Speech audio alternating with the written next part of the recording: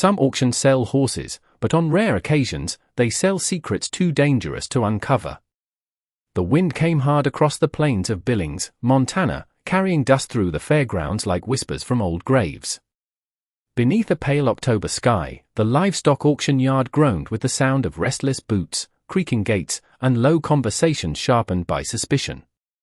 Ranchers from 3 counties stood shoulder to shoulder along the wooden rails, their heavy coats dusted with trail dirt, their eyes narrowed beneath weathered hats.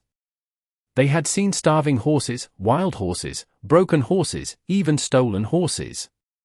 But none of them had ever seen anything like Lot 77. The gate swung open with a rusty shriek, and silence spread through the auction yard so suddenly it felt as if the whole world had drawn a breath and forgotten to release it. For horses stepped forward slowly, their powerful bodies trembling beneath layers of dust and sweat. Heavy burlap sacks covered each of their heads completely, tied tightly around their necks with frayed rope. They could not see. They could only follow one another's uncertain steps, their hooves thudding softly against the frozen ground.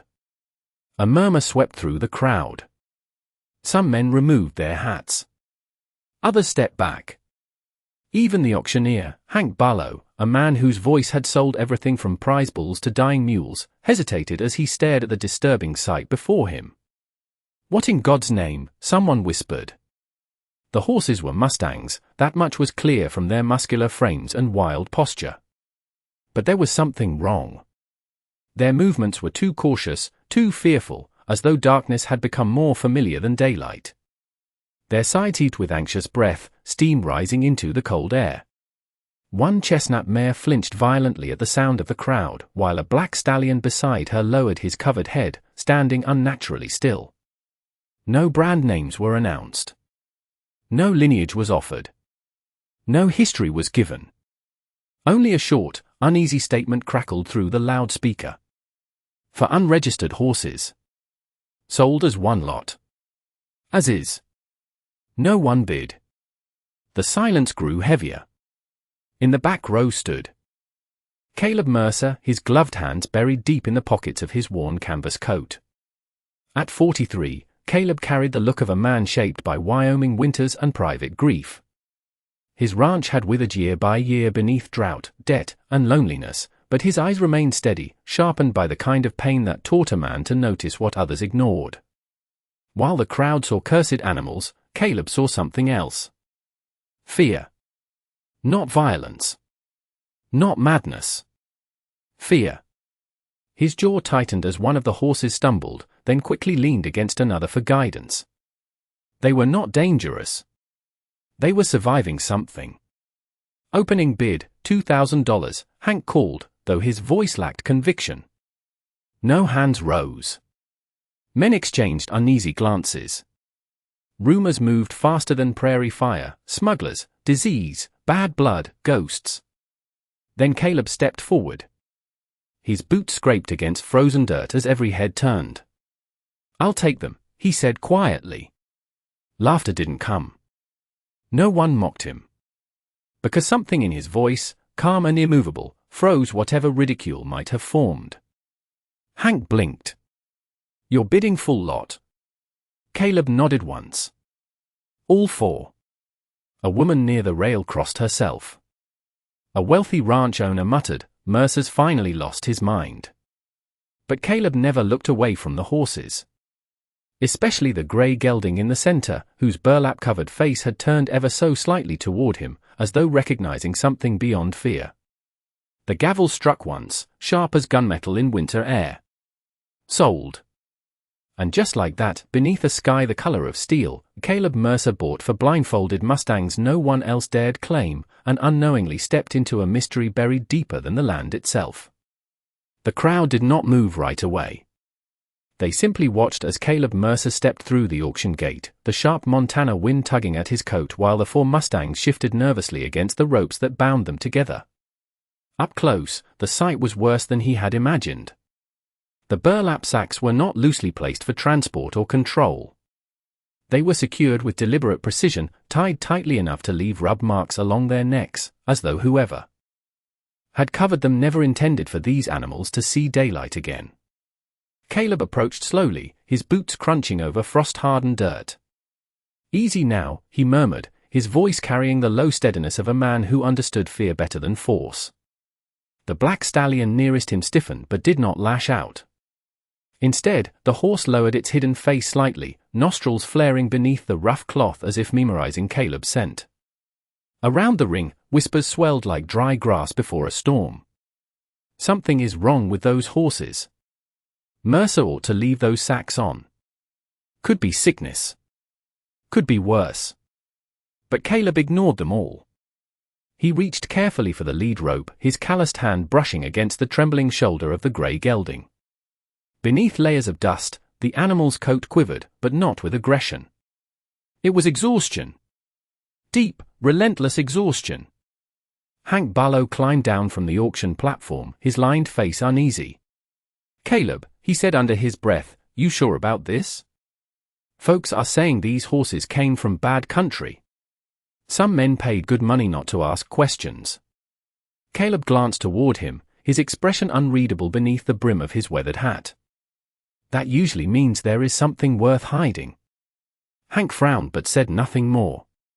The papers were signed with a trembling pen beneath the weak light of the barn office. Caleb handed over nearly every dollar he had left from the last cattle sale, money meant for winter feed, fencing repairs, and overdue taxes. By all logic, he had just gambled his survival on for animals no one trusted. Yet as he returned to the holding pen, something happened that silenced even the harshest skeptics. The smallest horse, a chestnut mare with a narrow white blaze barely visible beneath her sack, stumbled hard on uneven ground. Before Caleb could react, the black stallion immediately shifted sideways, pressing his body against hers to steady her. The other two horses adjusted instinctively, moving as one. Not chaos. Not savagery. Protection. The entire auction yard seemed to hold its breath. Caleb's eyes narrowed. These were not broken beasts. They were a family. "Get the trailer ready," he said quietly.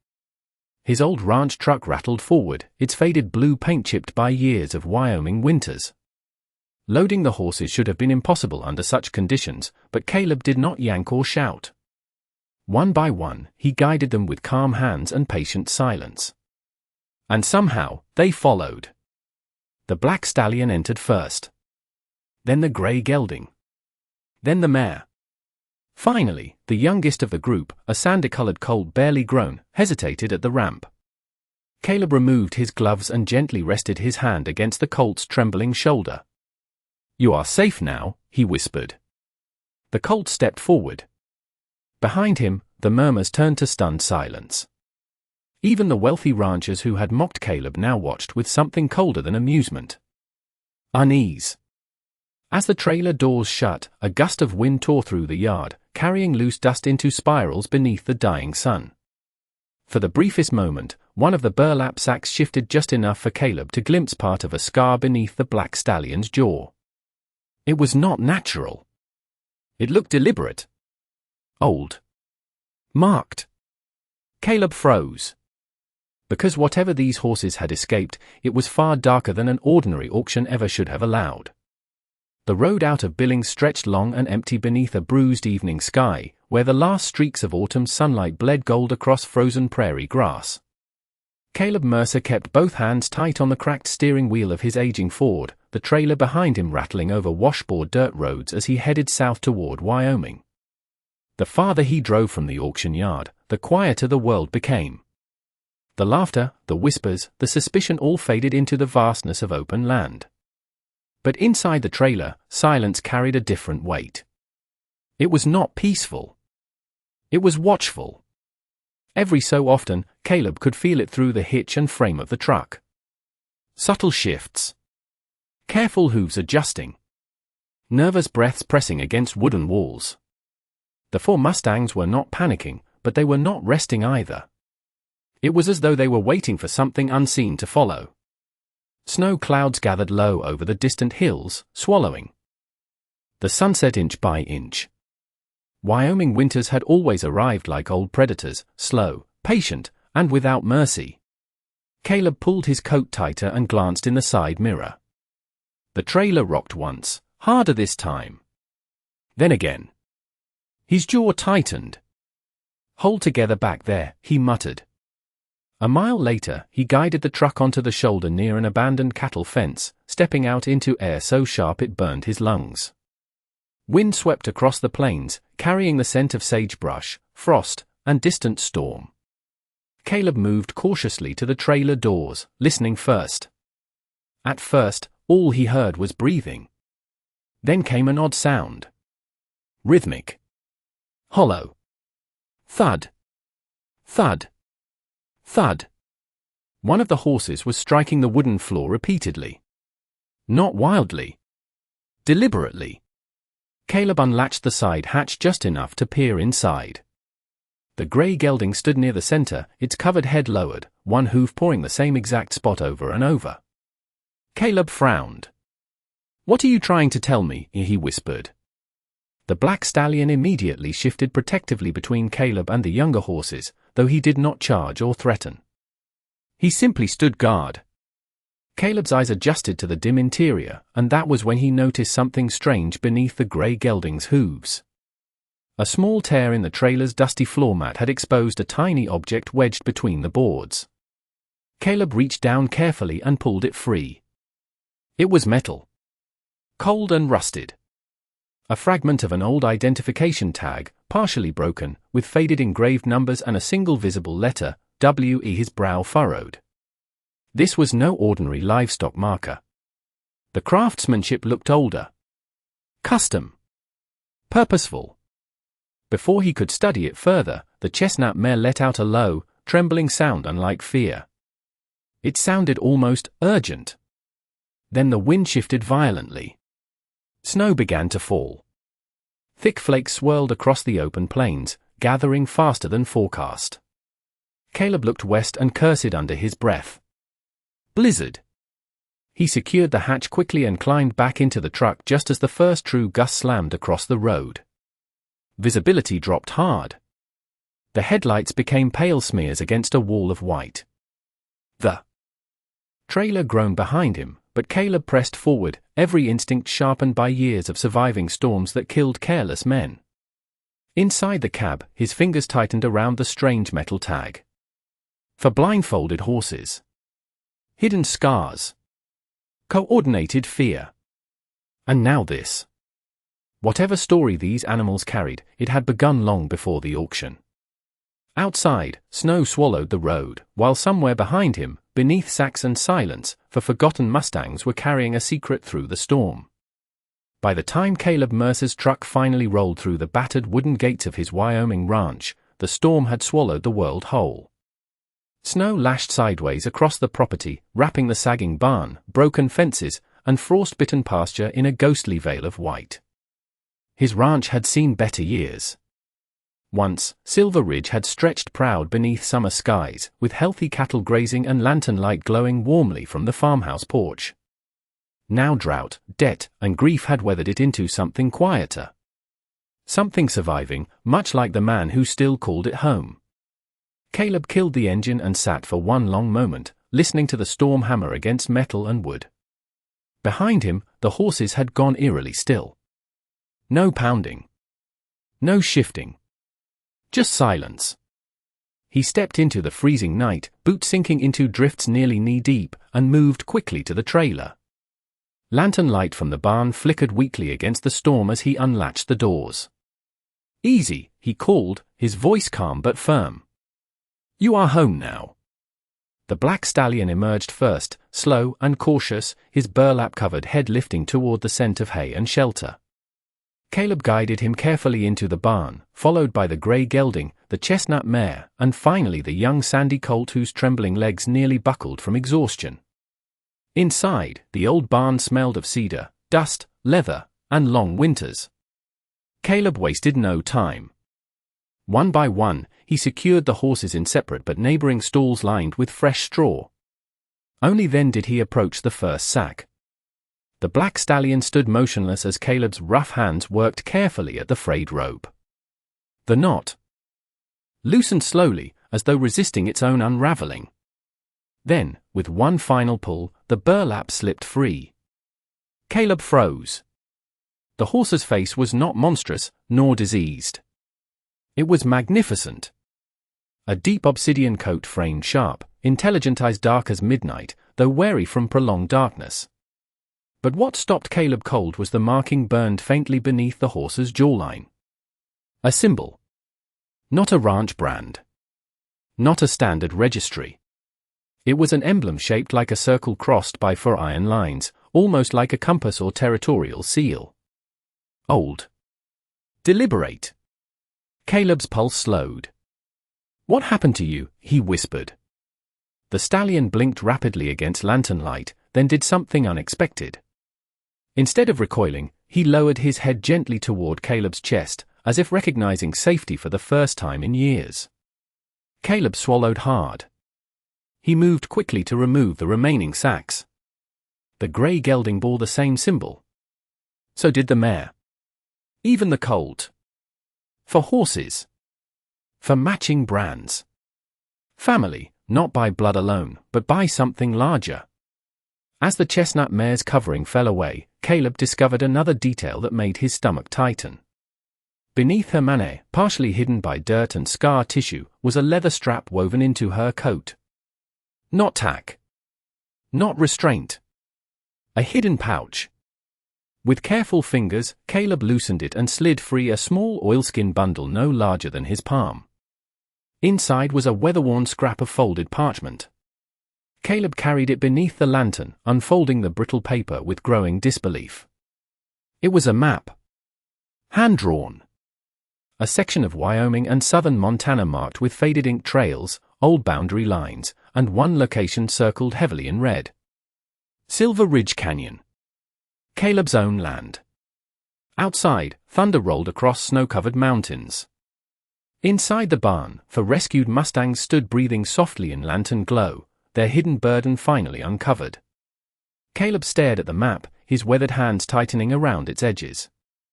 These horses had not been discarded by chance. They had been hidden. Blindfolded. Silenced. And somehow they had found their way back to him. Morning came slowly to Silver Ridge, spilling pale gold light across snow-laden fences and frozen pastureland. The storm had passed, but its silence lingered, draped over the ranch like an old memory unwilling to leave. Caleb Mercer stood at the barn door with a steaming tin cup of black coffee warming his hands, his eyes fixed on the folded map spread across an overturned feed barrel. The red-circled mark remained unmistakable. Silver Ridge Canyon. His land. His father's land before him. And land Caleb had nearly lost twice over to taxes and drought. The thought settled heavily in his chest. Why would forbidden Mustangs carry a map leading here? Behind him, soft hoofbits stirred against straw. Caleb turned. The black stallion was watching him. In daylight, the horse looked even more extraordinary. Tall and powerfully built, his dark coat carried the raw elegance of wild blood untouched by weakness, yet his eyes held something far rarer than strength. Awareness. Intelligence. Caleb had spent his life around horses, but this one watched him less like an animal and more like a witness. "Guess you need a name," Caleb said quietly, stepping into the stall. The stallion's ears flicked forward. Caleb studied the horse for a long moment before nodding. Ghost. Not because he was pale, but because he had come out of darkness carrying the weight of buried things. The stallion exhaled softly, as if accepting it. Over the next 2 days, Caleb worked carefully to restore the horse's strength. Fresh water. Oats. Brushed coats. Warm shelter. He discovered the grey gelding was older than the others, steady and observant, while the chestnut mare remained protective over the colt, who slowly revealed youthful curiosity beneath his fear. Yet it was Ghost who drew Caleb's attention most. Every morning, while the others rested, Ghost stood facing the barn's eastern door, staring toward the distant canyon ridge visible beyond snow-covered fields. Waiting. On the 3rd morning, Caleb noticed something stranger still. Ghost refused his grain entirely. Instead, the stallion pawed repeatedly at the barn door, then turned back toward Caleb with sharp urgency. "You want something?" Caleb frowned. Ghost repeated the motion. Paw. Turn. Wait. It was not panic. It was instruction. Against his better judgment, Caleb saddled his old quarter horse, Scout, led against the bitter cold, and opened the pasture gate. Ghost stepped out immediately, followed by the others, moving together like wind-shaped shadows against the snow. Caleb expected them to scatter into freedom. They did not. Ghost moved with deliberate purpose, leading the small herd south across Silver Ridge property, toward the canyon marked on the map. Miles passed beneath a hard winter sky. Snow crunched beneath hooves. Frost clung to cedar branches. Caleb followed in growing disbelief as Ghost navigated terrain no outsider should have known so precisely, weaving through old ravines, abandoned fence lines, and narrow ridges long forgotten by modern ranchers. Then, just as the sun reached its cold noon peak, Ghost stopped. At the mouth of a narrow rock passage half buried beneath snowdrifts and sagebrush, the stallion lowered his head and struck the frozen earth once. Then again. Caleb dismounted slowly, his pulse rising. Hidden beneath years of drift and stone was something man-made. Wood. A weather-worn structure concealed by time itself. An old mine entrance or storage cellar. His gloved hand brushed away ice, revealing carved initials on rotted timber. W.M. Caleb's breath caught in his throat. William Mercer. His grandfather. Caleb stepped back, stunned. The horses had not merely found shelter. They had led him to his family's forgotten past. And beneath the frozen Wyoming earth, whatever had been buried here had waited generations to be found. Caleb Mercer stood motionless before the weather-worn entrance, his breath curling into the frozen canyon air like smoke from a long-dead fire. Snow drifted softly around him, settling across cedar branches and jagged stone, but inside his chest, something far older had begun to stir. William Mercer. His grandfather had vanished from family history like a swallowed legend, spoken of only in fragments by Caleb's father before drought, debt, and grief consumed easier memories. They had always said William lost everything during a brutal land dispute nearly 60 years ago. Some claimed he fled west. Others whispered he had hidden something valuable before disappearing. But no one had ever known the truth. Until now. Ghost pawed the ground once more, his dark eyes fixed on Caleb with quiet insistence. The stallion had not brought him here for curiosity. He had brought him here for revelation. Caleb brushed aside more snow and pried loose the warped wooden hatch buried beneath ice and stone. Rusted hinges groaned in protest, then gave way. A cold breath of stale earth rose from below, carrying the scent of cedar, iron, and forgotten years. Beneath the hatch, narrow wooden steps descended into darkness. Caleb lit an old storm lantern from his saddlebag, its amber glow trembling against rough stone walls as he carefully stepped downward. The hidden chamber was not large, perhaps 20 feet across, carved partially into the canyon rock and reinforced with old timber beams. Dust coated everything in a thick gray veil. Time had sealed this place away. Wooden crates lined the walls. Shelves sagged beneath ledgers, tools, and sealed tin boxes. But it was the far wall that stole Caleb's breath. Mounted there, beneath layers of cobwebs and dust, hung an iron ranch seal identical to the symbol branded beneath the horse's jaws. A circle crossed by 4 lines. The Mercer crest. Caleb stared, stunned. His family had once owned this mark. Not as cattlemen. As protectors. He opened the nearest ledger with trembling hands. Pages cracked softly beneath his fingers, revealing handwritten records, land agreements, and maps documenting thousands of acres once belonging to the Mercer family before being unlawfully transferred decades earlier through falsified signatures and corrupt county dealings. Caleb's pulse thundered. Silver Ridge had not simply declined. It had been stolen. The truth lay in ink, signatures, and buried proof hidden by his grandfather before enemies could destroy it. Then Caleb discovered something even more astonishing. Inside one sealed metal box rested photographs. Old black and white images of William Mercer standing beside 4 Mustangs bearing the same crest, nearly identical in bloodline to Ghost and his herd. These horses were descendants. Guardians of a legacy deliberately preserved through generations. Caleb's throat tightened. His grandfather had not abandoned the land.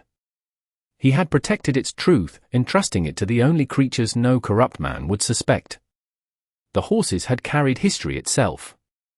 Outside, Ghost let out a powerful cry that echoed through canyon walls, sharp and triumphant against the winter sky.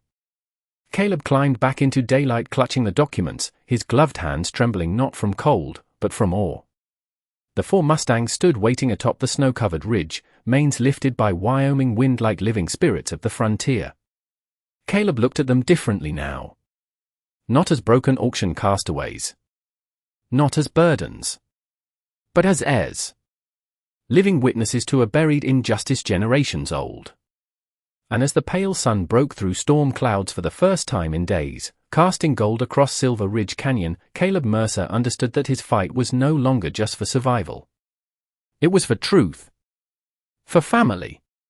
And for the forgotten promise these horses had carried through darkness until the right man was finally ready to see.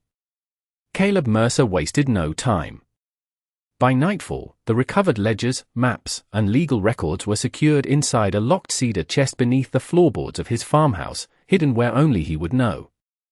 Outside, Wyoming wind rattled old window panes and whispered through frost-coated fence posts, but Caleb's thoughts had grown louder than any storm. The Mercer land had been stolen. Not by drought. Not by misfortune. By men. Men with money, influence, and generations of carefully protected lies. Caleb knew names before he even reopened the county documents. The Whitaker family. For decades, the Whitakers had owned the largest cattle operation in 3 counties, expanding their empire while smaller ranches withered around them. They had always claimed Silver Ridge's collapse was inevitable. But now Caleb understood something chilling.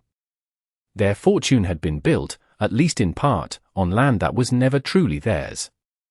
At sunrise, Caleb saddled Scout and rode into town, the iron winter sky hanging low over Sheridan like a warning. Ghost and the other Mustangs remained behind in secured pasture, but as Caleb rode away, the black stallion stood motionless at the fence line, watching him with the same solemn intensity that had first unsettled him at auction. Sheridan's county records office sat beside the courthouse, a brick building weathered by time and politics. Caleb entered quietly, carrying copies of the documents beneath his coat. At first, County Clerk Margaret Ellis treated him like any struggling rancher chasing old ghosts. But as she examined William Mercer's original land deeds, sealed maps, and notarized transaction records, her expression shifted from polite skepticism to visible alarm. "Caleb," she whispered, carefully adjusting her glasses. "These signatures transferring your family's canyon rights, they do not match the originals." Caleb's jaw hardened. "Forgery."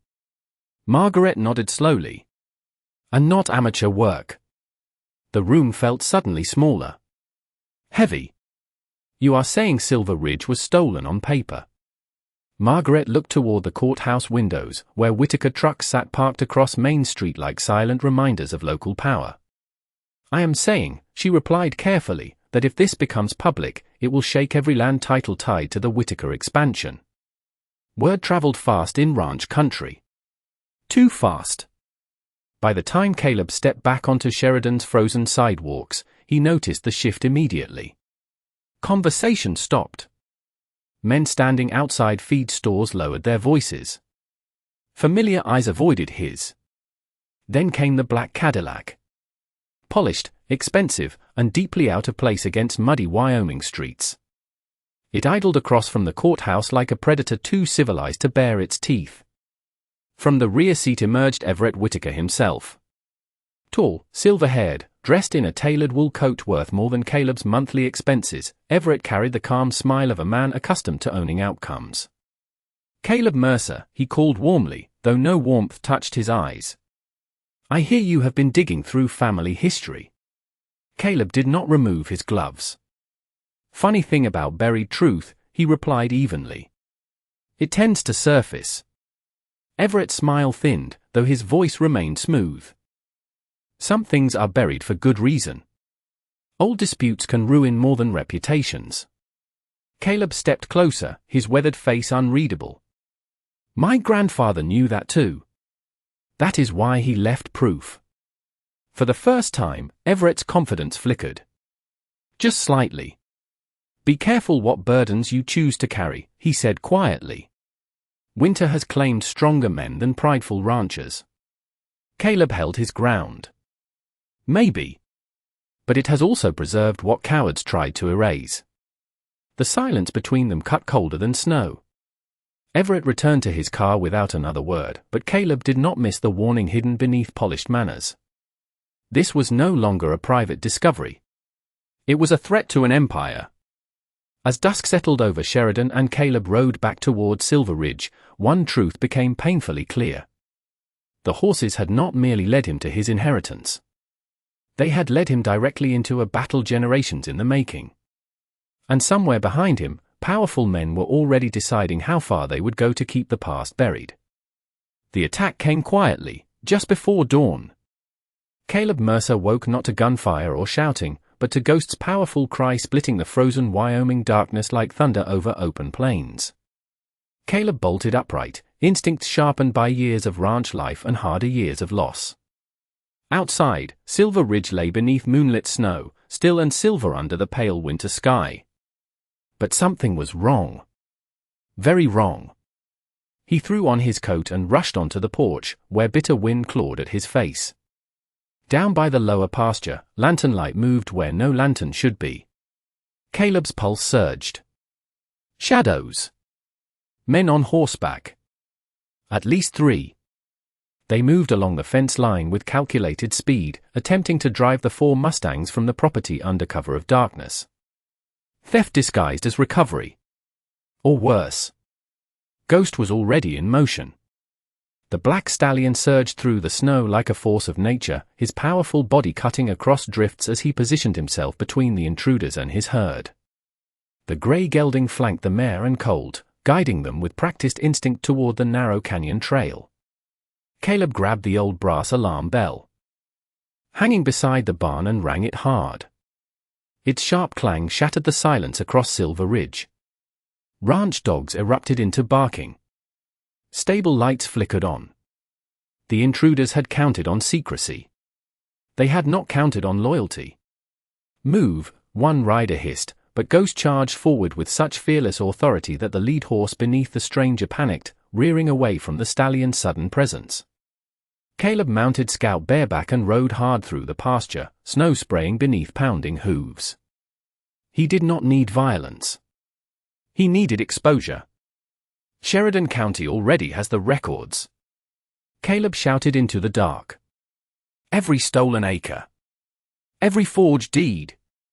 The words hit harder than bullets. The men hesitated. Because this was no longer just about horses. The truth was already escaping. One by one, the riders broke formation, retreating into the storm-shadowed plains rather than risk public scandal. Cowards protected by wealth rarely fought hardest when secrecy failed. By sunrise, the attempted theft had become town knowledge. Margaret Ellis moved swiftly, filing emergency legal injunctions while county investigators reopened generations of Whitaker land acquisitions. Local papers seized the story. Mercer documents reveal historic land fraud. Hidden records challenge ranch empire. Sheridan, once silent beneath Whitaker influence, began to shift. Old ranchers came forward with forgotten disputes. Families once pressured off neighboring land brought buried grievances into daylight. The walls of power did not collapse all at once.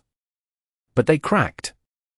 Everett Whitaker's polished image began unraveling beneath public scrutiny, his empire suddenly less untouchable than inherited corruption.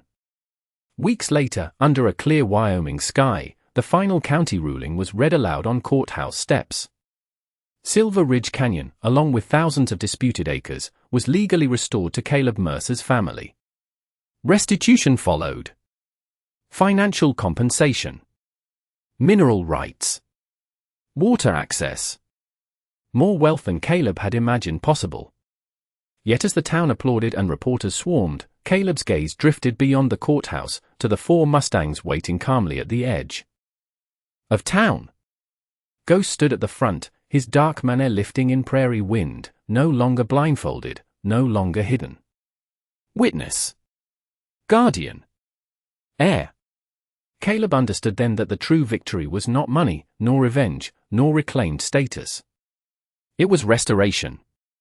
The stolen truth had returned home, carried not by courts or politicians, but by 4 forgotten horses no one had dared understand. And as church bells rang softly through Sheridan, Caleb removed his hat, standing in humbled silence before the animals who had changed everything. Because sometimes justice does not arrive wearing a badge or carrying a title. Sometimes, it arrives with hoofbeats. Spring returned slowly to Silver Ridge, as it always had, with thawing earth, cautious sunlight, and the patient greening of Wyoming grassland stretching beneath endless blue skies. Snowmelt fed the long dry creeks once more, and for the first time in decades, the land seemed to breathe not with hardship, but with healing. Caleb Mercer stood atop the ridge at sunrise, his boots planted firmly on soil his family had fought generations to reclaim. Below him, Silver Ridge Ranch no longer looked like a place fading into memory. New fencing traced the restored property lines. Fresh paint brightened the barn roofs. Herds grazed where barren fields had once surrendered to drought. But Caleb's proudest work was not cattle, nor wealth, nor legal victory. It was Sanctuary Ridge. Built on the reclaimed canyon acres where William Mercer's hidden chamber had rested for decades, Sanctuary Ridge became a refuge for abandoned, abused, and forgotten horses from across the West. Word spread quickly through Montana, Wyoming, and beyond. Ranchers brought neglected animals.